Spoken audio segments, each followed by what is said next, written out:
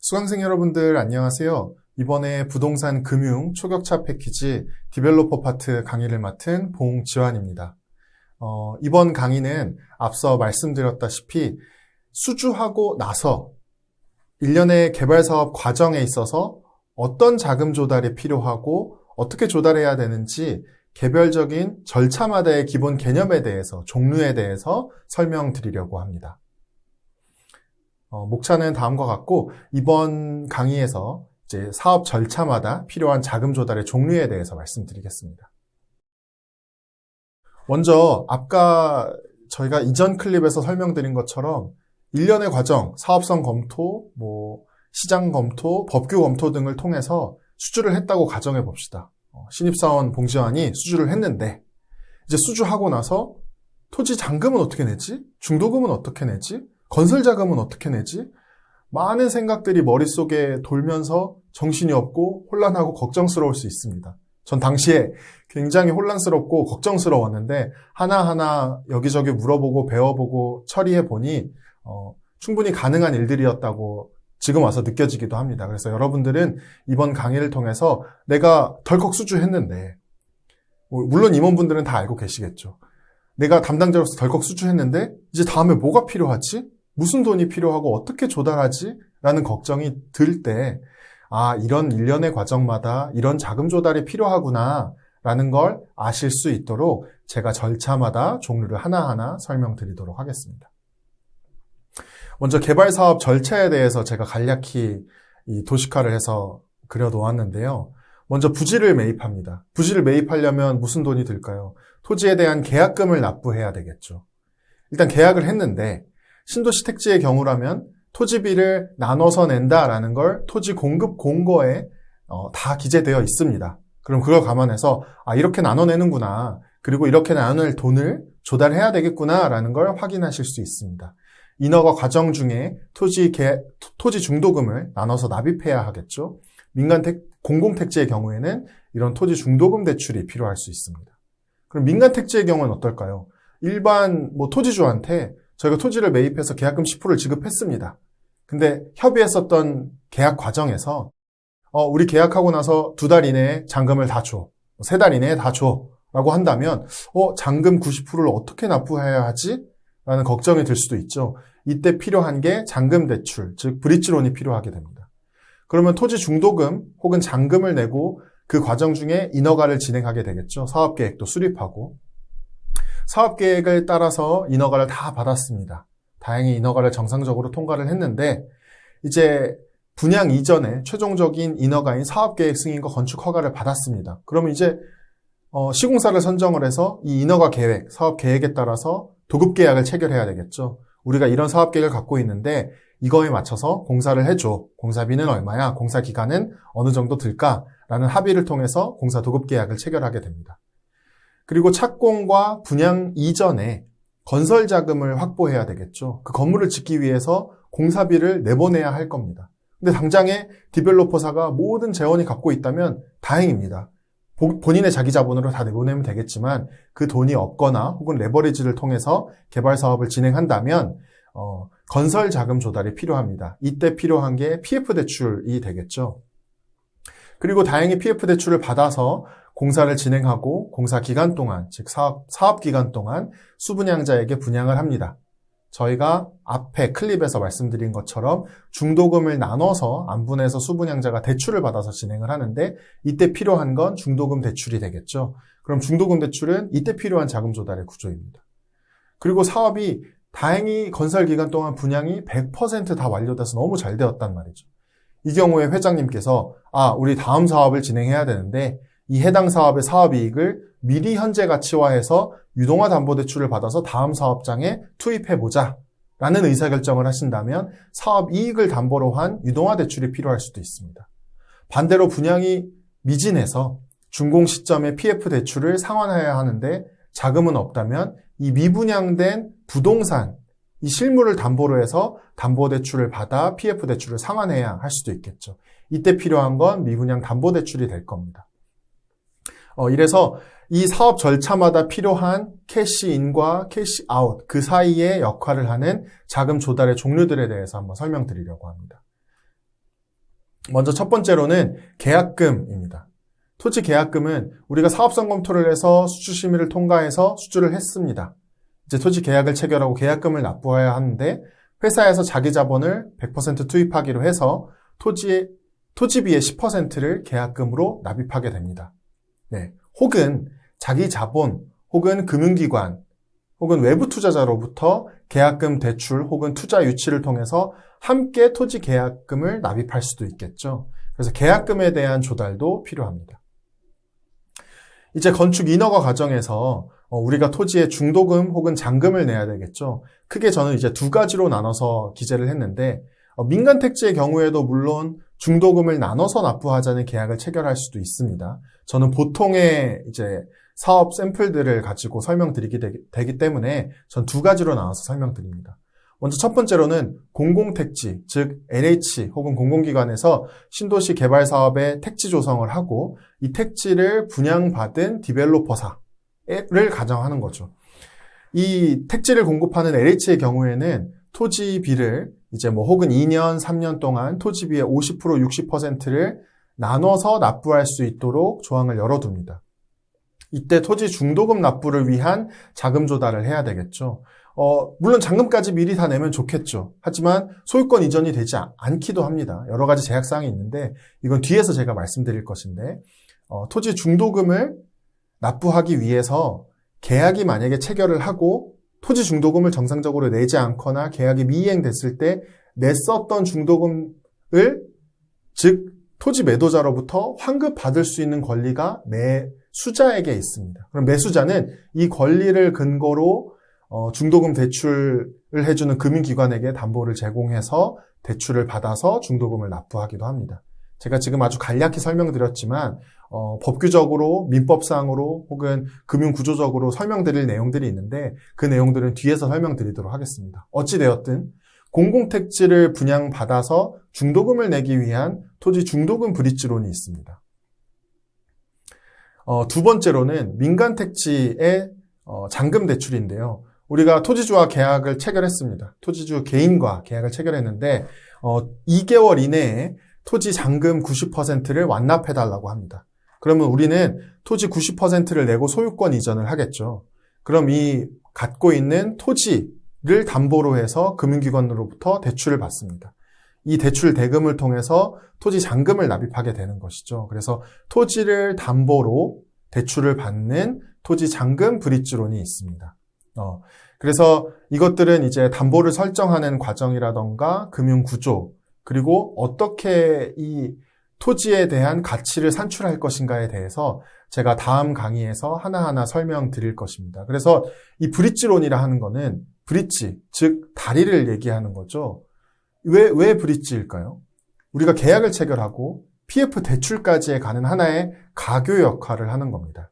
그래서 이 시점으로부터 이 시점으로까지에 이어주는 인허가 기간 동안에 토지에 대금을 납입하고 자금을 원활하게 순환할 수 있도록 하는 하나의 가교 역할을 하기 때문에 이 토지 중도금 혹은 잔금 대출을 우리는 보통 업계에서 브릿지 대출, 즉 브릿지 론이라고 표현을 합니다. 그래서 크게 두 가지로 나눠서 저는 다음 클립에서 설명드리려고 합니다. 이제 우리가 브릿지론을 받고 나서 사업 인허가를 진행하게 되겠죠. 사업계획도 수립하고 건축심의라던가 경관심의, 교통영향평가, 사업계획 승인, 건축 허가를 최종적으로 인허가를 받게 됩니다. 그럼 이 인허가를 다 받고 나서 공사 도급계약을 체결하게 됩니다.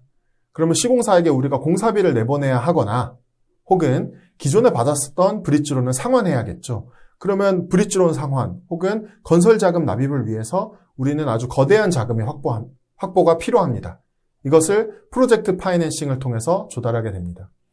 이 프로젝트 파이낸싱 대출은 저는 종류를 크게 세 가지로 나눠놓고 있는데 우리나라에서 현재 업계에서 활발하게 일어나고 있는 PF 대출은 크게 세 가지로 이렇게 나눠집니다. 첫 번째로는 주택도시보증공사, 즉 허그에서 8호제곱 미만 혹은 이제 주택에 대해서 국가가 보증을 해주는 표준 PF가 있습니다. 국가가 왜 보증을 하냐? 이제 주택은 사실 정부 입장에서 보았을 때 혹은 국민 입장에서도 그렇습니다. 필수제죠. 우리가 디디고 자고 먹고 살 수 있는 필수적인 인간이 삶을 영유하기 위해서 필요한 필수적인 필수재입니다. 국가는 이 필수재를 국민들에게 원활하게 제공하기 위해서 대신 보증을 서서 이 건설자금 조달을 위해서 신용을 보강해주기도 합니다. 첫 번째로 국가보증의 표준 PF 대출이 있겠죠. 이자율은 저렴하고 신용도가 높아서 금융기관에서 아주 손쉽게 대출을 해주기도 합니다. 대신에 이 보증을 받기 위해선 굉장히 까다로운 기준과 분양가의 제약사항도 생기고 국가에서 하나하나 다 심의를 거쳐서 아주 까다롭게 진행을 하게 됩니다. 다행히 이렇게 통과하게 된다면 저렴한 대출 이자로 대출을 받아서 건설자금을 납입할 수 있겠죠. 두 번째로는 국가보증의 표준 PF가 어렵거나 혹은 우리가 사업 계획적으로 표준 PF를 받지 않기로 했다라는 판단을 했다면 대형 시공사, 신용등급 A1 이상 혹은 도급순위 몇 위 이상의 시공사들로부터 신용보강을 받아서 PF를 받는 겁니다. 이거를 대형 시공사 책임준공 PF라고 하는데 이 대형 시공사가 건물을 분양대금이 들어오지 않더라도 내가 이 건물을 지어낼게 라는 약속을 받음으로써 그 시공사의 신용도를 통해서 조달하는 PF 대출의 형식입니다. 그래서 이 또한 제가 뒤에서 그 다음 클립에서 제가 하나하나 상세하게 설명드릴 예정입니다. 세 번째로는 지금 두 번째까지 들으셨다면 뭔가 공통점이 느껴지죠? 신용 보강, 신용 공여가 필요하다는 겁니다. 누군가의 크레딧이 필요하다는 건데 세 번째로는 국가보증의 표준 PF도 어렵고 혹은 대형 시공사의 책임준공을 받기에는 사업 규모가 너무 작거나 혹은 사업의 특성이 조금 특이하다라고 한다면 금융지주 산하에 있는 부동산 신탁사로부터의 책임준공 이행확약형 PF 대출을 받게 됩니다. 여기는 살짝 말이 다르기도 하죠. 신탁사가 건물을 지어낼 수 없습니다. 시공사가 아니니까요. 하지만 만약에 사업이 위기 상황에 닥치거나 건설기간 중에 시공사가 부도가 나거나 어려운 상황 중에 금융지주 산하의 부동산 신탁사가 시공사를 교체하거나 사업자를 교체해서 이 PF 대출을 끝까지 이끌어 나가겠다라는 이 행동을 이행하는 확약을 대신 해주는 것입니다. 즉 금융지주 산하의 부동산 신탁사의 신용 공여, 즉 크레딧의 공여가 들어가게 되는 거죠. 이렇게 해서 받는 금융지주 산하의 부동산 신탁사 책임준공 이행확약 PF가 있습니다. 그래서 이 세 개가 하나하나의 하이어라키가 왜 이렇게 나눠져서 대출이 일어나는지, 그리고 각각의 PF 대출의 구조가 어떻게 다르고 어떤 조건으로 대출을 하게 되는지에 대해서 제가 이후에 상세하게 하나하나 설명을 드리려고 합니다. 그렇다면 PF 대출 많이 들어보셨죠? 요즘 신입사원들이나 혹은 업계에 있는 주니어들이 PF 대출에 대한 업무를 하고 싶어 하기도 하고, 혹은 이제 이직을 원하기도 하고, 혹은 업계에서 일을 하다 보면 이 일을 모르면 사실 협의가 굉장히 어려워지기도 합니다. 그렇다면 PF 대출이 도대체 뭘까요? 과거에 이 PF 대출이 나왔을 때는 유전이라던가 선박이라던가 인프라 시설을 개발하기 위해서 향후 미래에 나눠서 들어오게 되는 발생하는 매출을 담보로 현재 자금 조달을 하는 겁니다. 금융이라는 게 그렇지 않습니까? 미래에 발생할 현금과 현재에 필요한 현금을 가교 역할을 해주는, 즉 시간과의 가교 역할을 해주는 게 저는 금융이라고 생각하고 있는데, PF 대출 또한 미래에 나눠서 들어오게 될 발생 매출을 현재 가치화해서 어느 정도의 검토를 통해서 대출을 나가는 것입니다. 그렇다면 이 PF 대출은 도대체 뭘 보고할까요? 우리가 주택을 담보로 매입해서 내가 살고 싶은 집에 대한 대출을 받는다면 은행은 저의 신용도 보겠지만 제가 살려고 하는 이 집의 담보 가치를 볼 것입니다. 그리고 이 집에 대해서 담보를 설정하게 되겠죠. 그럼 이 금융기관은 즉 이 집에 대한 가치를 보는 것입니다. 하지만 PF 대출은 대출자의 신용도와 관계없이 이 사업에 미래에 발생할 매출이 정말 제대로 발생할 것인가, 그리고 잘 들어올 것인가, 실현 가능한 사업 계획인가, 즉 프로젝트 자체를 상환 재원으로 보고 담보로 잡아서 진행하는 비소구 금융입니다. 즉 개인의 신용이 필요하지 않고 사업 자체의 금융을 사업도를 본다는 거죠. 하지만 우리나라에서 온전하게 사업만 보고 PF 대출이 아직까지는 활발하게 일어나지 않고 있는 상황입니다. 미국이나 선진금융화된 일부 선진국에서는 일어나기도 하고 있지만 제가 앞서 말씀드렸다시피 우리나라의 주택의 경우의 PF 대출은 국가라던가 대형 시공사라던가 금융지주사나 신탁사의 신용공여가 들어가야 비교적 원활하게 PF 대출을 받을 수 있습니다. 하지만 디벨로퍼의 사업 이력이라던가 커리어라던가 크레딧이 하나하나 쌓여가면서 최근에는 시장이 조금 더 선진화되고 있기도 합니다. 하지만 저는 현재까지 시장의 환경에서 가장 표준적인 사례들을 하나하나 설명드리는 겁니다. 그래서 우리가 디벨로퍼인데 어떻게 나는 건물을 짓지도 않았는데 지을 건데 뭘 보고 금융기관이 우리한테 돈을 빌려주는 거지? 금융기관은 사업을 보고 빌려주는 비소고 금융을 하는구나. 그것이 PF 대출이라는 거구나. 라는 이해가 있으시다면 접근하시기가 조금 더 부드러우실 수 있습니다. 이후 PF 대출을 받았다면 우리가 분양을 하기 위해서 필요한 금융도 있습니다. 국가의 분양보증, 즉 주택도시보증공사나 혹은 HF로부터 받는 분양보증이 있겠죠. 국가가 이 분양보증이라는 걸 해주는데 분양보증이라 함은 예를 들어 디벨로퍼가 파산합니다. 그리고 수분양자와 체결했었던 계약을 이행할 수 없는 상황이 발생하게 되는 거죠. 파산했는데 이 건물을 지어낼 사람이 없어지는 상황이 발생한다면 국가가 이 주택을 분양받은 수분양자에게 이 디벨로퍼가 약속을 이행할 수 있도록 국가가 분양 보증을 해주는 겁니다. 그러면 국가는 아무렇게나 보증을 해줄까요? 절대 그렇지 않습니다. 제가 뒤에서 분양 보증에 대해서도 구체적으로 말씀드릴 것이지만 분양가에 대한 제약사항도 있고 사업에 대한 제약사항도 없고 하나하나 보증 심사를 진행합니다. 이 보증 심사를 통과해야만 주택법상의 선분양을 할 수도 있게 법규적인 근거도 남겨놓고 있습니다. 왜냐? 이것은 바로 국가는 이제 국민들에게 제공하는 주택은 필수제이기 때문에 보증을 진행을 해주는 것이죠. 즉 우리 디벨로퍼 측면에서 바라봤을 때 분양을 하기 위해서는 국가로부터 분양 보증을 받아야 한다라는 걸 이해하실 수 있습니다. 그리고 두 번째로 이 분양 보증을 받고 나서 분양을 개시했습니다. 수분양자들은 분양을 받았고요. 그렇다면 수분양자가 우리가 건설 기간 동안 나눠서 받아야 할 중도금을 대출 받을 수 있도록 연계해 줍니다. 그래서 수분양자의 분양대금 중 중도금을 납부할 수 있도록 중도금 대출을 진행해 주는 것이죠. 그래서 저희가 두 번째 클립에서 말씀드렸다시피 중도금 대출의 경우에는 이자 후불제 혹은 중도금 무이자 이 두 가지로 나눠서 진행을 하고 있습니다. 그래서 이 중도금 대출의 경우에도 누군가의 신용공여가 필요하기도 합니다. 그래서 제가 뒤에서 상세하게 개념과 실무적인 것들을 하나하나 짚어서 설명드리려고 합니다. 그렇다면 여기까지 와서 분양을 다 했고 분양이 정상적으로 다 되었고 중도금도 잘 들어오고 있는 상황까지 왔습니다. 그럼 이 신입사원 봉지환은 회장님에게 이렇게 불려가서 회장님이 저에게 그러십니다. 야, 우리 사업도 아주 잘 되었는데 이 사업이익을 현재 가치화해서 다음 차기 사업에 투입할 수 있도록 준비해보자 라고 얘기하시는 거죠. 그러면 저는 생각해보는 거죠. 이게 분양은 다 되었지만 실제로 들어온 돈도 아닌데 어떻게 이 사업이익을 현재 가치화할 수 있지? 즉 사업이익을 담보로 일정의 할인율을 적용하여 현재 가치화하는 사업이익 유동화 대출을 받아야 합니다.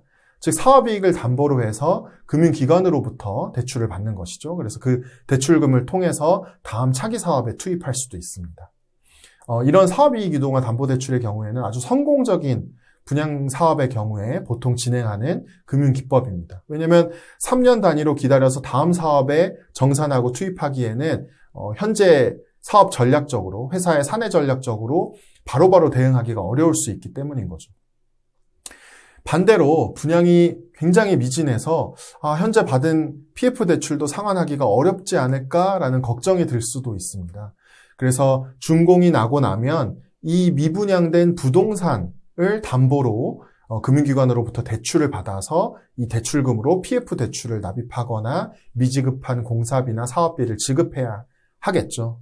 즉 사업이 비교적 성공하지 못한 경우에는 미분양 담보대출이 필요한 상황이 발생합니다. 그래서 사업이익 유동화 대출, 미분양 담보대출, 사업이 성공한 경우, 성공하지 못한 경우 두 가지로 나눠서 어떤 자금 조달 구조가 필요하고 어떤 금융 형식을 띠고 있는지 하나하나 개념과 실무를 설명드리려고 합니다.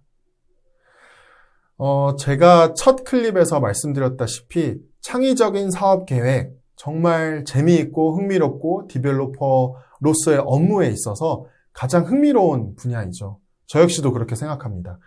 하지만 이 창의적인 사업 계획을 현실화시키는 게 저는 진짜 능력이라고 생각하는데 인허가도 정말 중요하고 뿐만 아니라 자금 조달도 굉장히 중요합니다. 우리가 만든 이 사업 계획을 현실화시키고 정말 물리적으로 공간으로 올리려면 나중에 미래에 발생할 매출을 현재 가치화해서 대출을 받기도 하고 일정의 가교 역할을 하는 브릿지 대출을 받아야 하고 매출을 미리 받기 위한 수분양자로부터 중도금 대출을 받아야 하는 등 굉장히 현실적인 문제들을 해결해야지 우리가 만든 창의적인 사업 계획을 해소할 수 있습니다. 즉 디벨로퍼는 창의적인 인재이기도 하지만 굉장히 현실적인 문제를 해결할 수 있어야 진짜 디벨로퍼로서의 진가를 발휘할 수 있겠죠. 그래서 여러분들이 이 다음의 강의를 들으시면서 여러분들이 마음속에 품고 있는 이 창의적인 사업 계획을 현실화시키기 위해서 내가 현실적인 문제들을 무엇을 해결해야 되는지 금융과 자본력, 자금 조달에 대해서 제가 하나하나 설명드릴 예정입니다. 그래서 다음 클립부터는 지금까지는 내가 수주를 했고 수주하고 나서 다음부터 어떤 문제들이 발생하고 뭘 해결해야 되지? 라는 것에 대해서 하나 일련의 과정으로 설명을 드린 것 뿐입니다. 일련의 이제 제가 인트로를 설명드린 것이고 다음 강의부터는 토지를 매입해서 중도금을 어떻게 납부하고 토지에 대한 잔금을 어떻게 납부해야 될지 토지 브릿지론에 대해서 종류와 자금 조달 구조 그리고 신용 보강 형태 그리고 담보 이런 것들에 대해서 제가 하나하나 상세하게 설명드릴 예정입니다. 그래서 다음 수업부터는 본격적으로 이제 강의가 진행되니까 여러분들 조금 더 집중하셔서 힘내서 강의 들으셔서 원하시는 사업 계획 현실화시킬 수 있도록 힘내보시기 바랍니다. 이상 이번 클립은 강의를 마치도록 하고요. 다음 클립에서 상세하게 아주 재밌고 친절하게 설명드리도록 하겠습니다. 수강생 여러분들 수고하셨고 감사합니다.